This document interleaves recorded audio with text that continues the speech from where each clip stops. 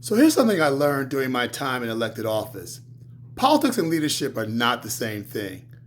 Politics is often about figuring out what people want to hear, and leadership sometimes requires telling people what they don't want to hear. Politics celebrates the victory, and leadership asks, okay, what happens tomorrow?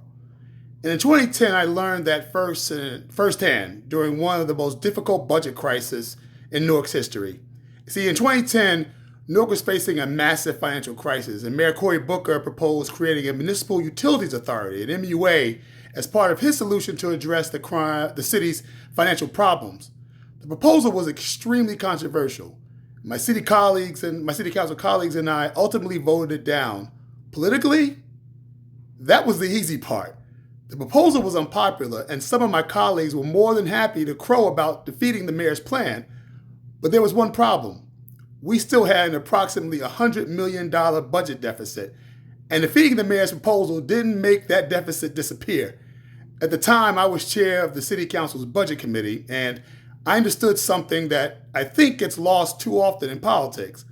See, under our form of municipal government, the city council had the fiduciary responsibility to ultimately adopt a balanced budget. So we could criticize the mayor's solutions, we could reject the mayor's solutions, but then we had an obligation to come up with another solution on our own. And that's the difference between politics and leadership. See, politics says, I stopped something I didn't like. And leadership asks, what am I willing to put forward instead? And that's where things became very difficult. Because there was no painless way to close a $100 million budget gap. There was no magical pot of money sitting around somewhere. There wasn't a solution where everybody walked away happy. So I did what I believed responsible leadership required. I sought the advice from outside independent municipal finance experts that I knew, inside New Jersey and outside. We looked at the numbers. We examined alternatives, and I began proposing options that were very unpopular. And believe me, when you're an elected official, you know when something is unpopular.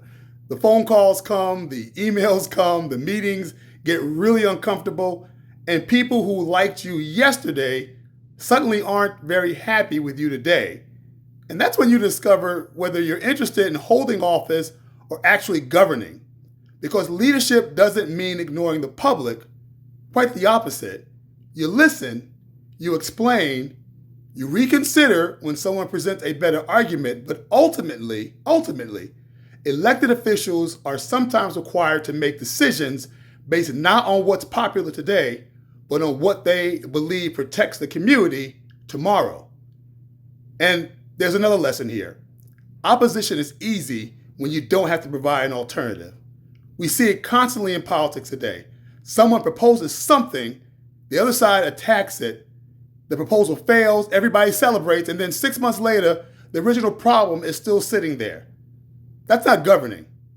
If you oppose a tax increase, tell me what you're going to cut. If you oppose spending cuts, then tell me where you're going to find the new revenue. If you oppose someone's solution, tell me yours. That's leadership. And the 2010 Newark budget crisis taught me that sometimes the politically popular decision and the responsible governing decision aren't the same thing. Voting against an unpopular proposal was relatively easy. Accepting responsibility for what came next was much harder. And that's the standard I think we should apply to elected officials today. Don't just ask, what are you against? Ask, what are you willing to take responsibility for? Because politics can tell you who won today's argument. Leadership is about making sure there's still something worth governing tomorrow. And sometimes leadership means risking your popularity to fulfill your responsibility.